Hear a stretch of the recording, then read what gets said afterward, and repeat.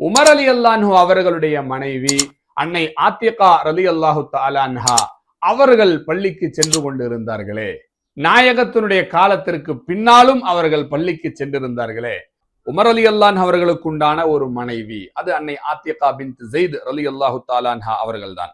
தஷஹது ஸலாத்த ஸுப்ஹி வல் இஷாஇ ஃபில் ஜமாஅத் ஃபில் மஸ்ஜித், பள்ளியில் சென்று ஜமாஅத்தாக சுபுஹுடைய தொழுகையும் இஷாவுடைய தொழுகையும் அவர்கள் கலந்து கொண்டார்கள் என்பது.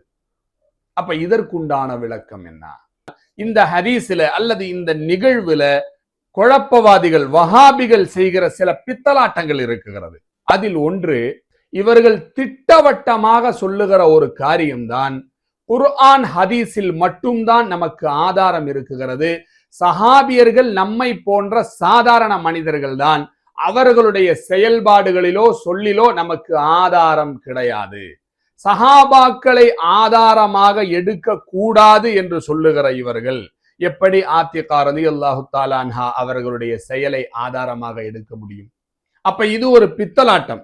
இவர்களுக்கு தேவை ஏற்பட்டால் சஹாபாக்களை ஆதாரமாக எடுப்பார்கள், இல்லாவிட்டால் சஹாபாக்கள் முஷ்ரிக்குகளாக இருந்திருக்கிறார்கள், அவர்களும் ஷிர்க் செய்திருக்கிறார்கள் என்று சொல்லி அபாண்டமான பொய்யை சஹாபாக்களின் மீது திணிப்பார்கள்.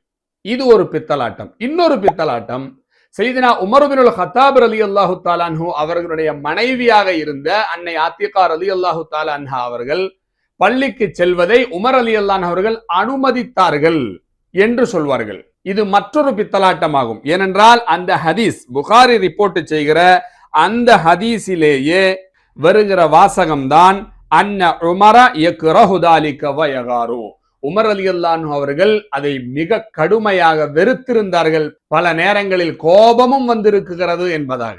அது அந்த ஹதீஸிலேயே இடம்பெற்ற வாசகமாகும். அதனால் உமர் ரலியல்லாஹு அன்ஹு அவர்கள் அனுமதித்துதான் ஆத்திகா ரலியல்லாஹு அன்ஹா அவர்கள் சென்றார்கள் என்பது மற்றொரு பித்தலாட்டமாகும். இதையெல்லாம் விட மிகப்பெரிய மோசமான ஒரு பித்தலாட்டத்தை இந்த நிகழ்வில் வஹாபியர்கள் நடத்தியது என்ன என்றால், ஆத்திகா ரலியல்லாஹு தஆலா அன்ஹா அவர்கள் உமர் ரலியல்லாஹு அன்ஹு அவர்களுக்கு பின்னால் சுபஹ் தொழுகைக்கு ஜமாஅத்தில் கலந்து கொண்டிருந்தார்கள்.